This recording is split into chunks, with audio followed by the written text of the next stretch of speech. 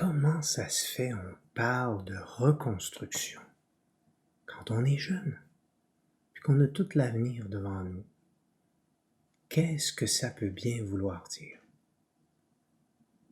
Ce que ça explique, c'est que ce que la société, et même souvent nos parents qui nous aiment, nos familles, nos grands-parents, ce qu'ils nous ont transmis comme vécu, comme expérience de vie, comme code informatique à l'intérieur de nous, en termes de mémoire, ben disons que les codes ne sont pas toujours au top.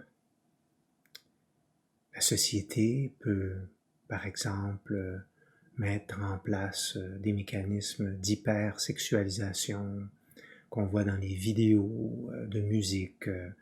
On peut valoriser les vidéos, les jeux vidéo violents avec toutes les publicités. Puis c'est comme normal. C'est à la mode, c'est super, on fait ça, c'est correct. Mais on ne le sait pas que c'est pas nécessairement bénéfique pour nous. On le sait, mais on ne veut pas trop en parler.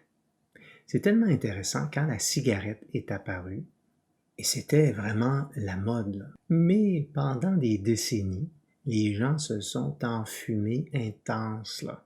Tous les films, les acteurs fumaient, tout le monde fumait. C'était comme les femmes, les hommes. Puis plus on avançait dans les années 60, c'était devenu là, vraiment une façon de s'affirmer, une façon de, voilà, de montrer qu'on était viril aussi par le symbole de la cigarette. Et la chaleur, voilà, parce que c'est une relation d'amour, là, une cigarette. Il faut comprendre ça. Là, hein? Une cigarette, ça ressemble au sexe masculin.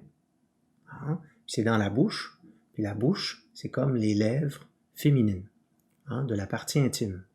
Hein? Donc, une cigarette qui rentre dans la bouche, ça fait un peu le même aspect symbolique qu'un pénis qui va rentrer dans un vagin, dans une relation intime.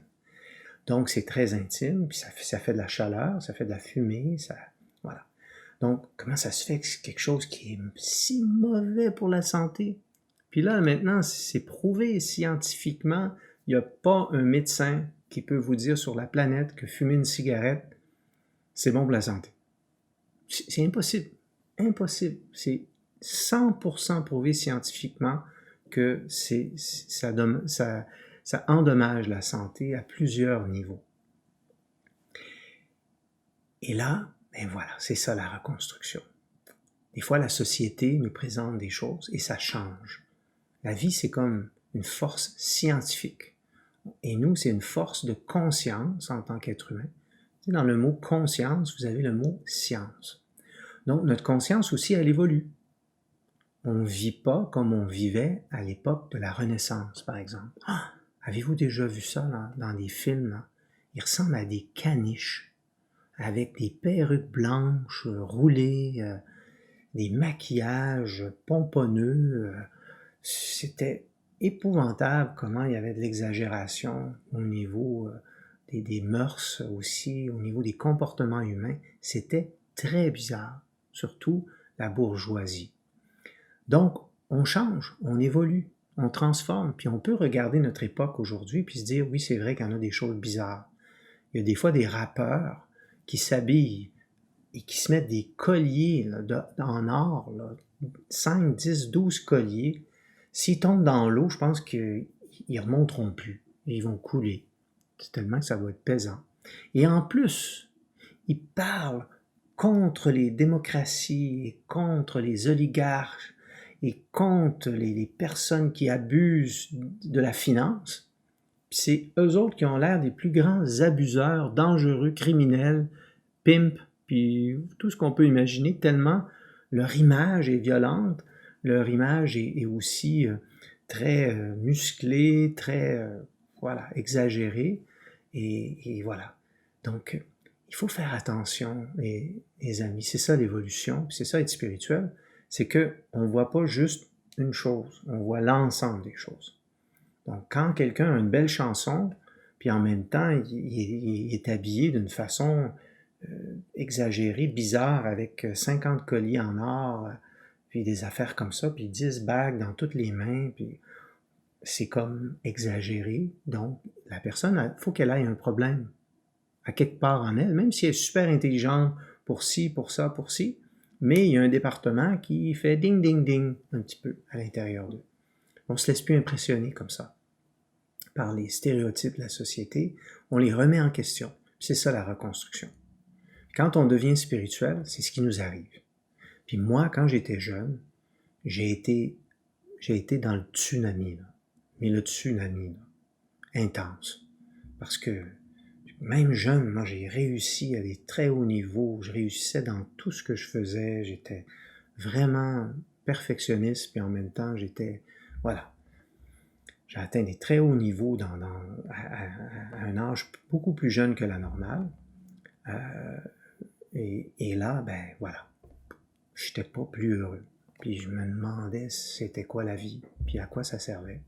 Parce que c'était trop présenté avec des objectifs matérialistes, avec des objectifs, voilà, pour dans la vie, il faut une grosse maison, une grosse auto, il faut que, voilà, c'est des façons de vivre aussi qui sont superficielles. Et moi, j'étais pas capable, j'étais pas bien là-dedans.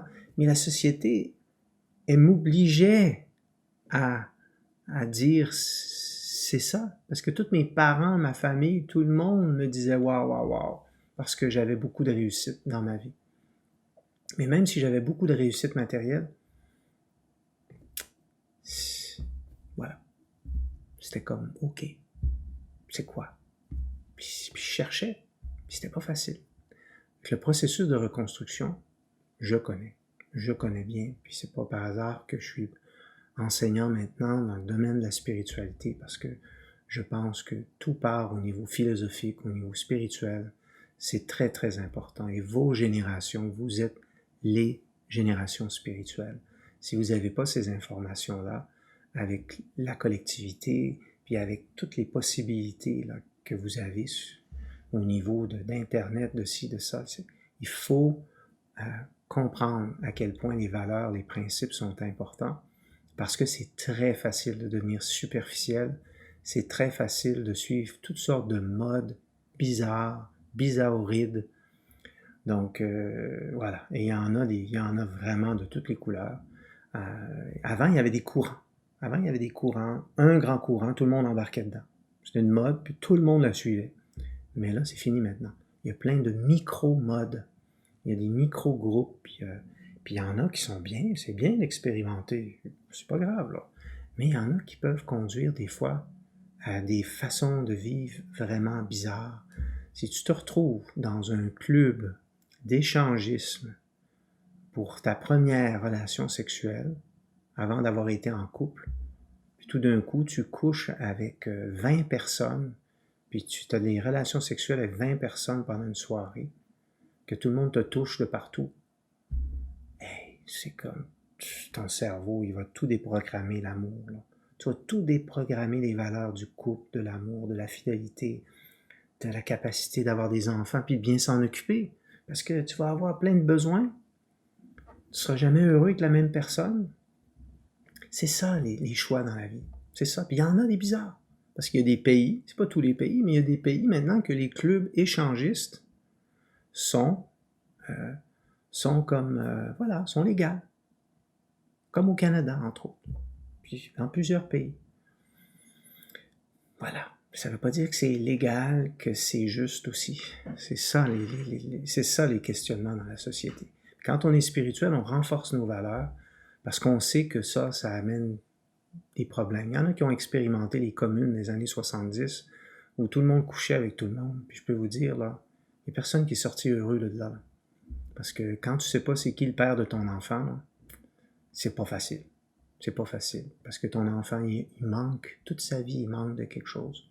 Il manque du père, il cherche son père, il comprend pas, il manque de solidité. Là. C'est ça quand on déraille. Quand on déraille, on crée, voilà, avec un choix de vie, des fois, ça peut nous amener, des fois, là, vraiment à pouvoir être très, très mélangé sur beaucoup, beaucoup de niveaux. Donc, le processus de reconstruction, c'est un processus qui commence avec Dreamer One. puis qui commence aussi, j'en suis sûr, avec vos parents, parce que si vos parents avaient déjà cette ouverture spirituelle-là, merveilleux, magnifique, ça veut dire que vous avez grandi avec une perception de la vie plus large, et non pas juste qu'est-ce que la société nous présente. C'est vrai que dans la spiritualité, il y a des affaires bizarres aussi. Fait qu'il y a du ménage à faire partout. Hein? Mais on est là pour vous aider. Cette formation-là, elle est extraordinaire. C'est très, très, très important.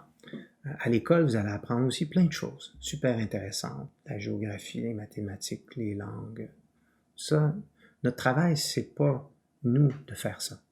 Notre travail à nous, c'est de vous présenter les concepts philosophiques, existentiels, spirituels, qui vont vous amener aussi à développer votre propre autonomie spirituelle, à pouvoir questionner la vie, la comprendre avec les multidimensions.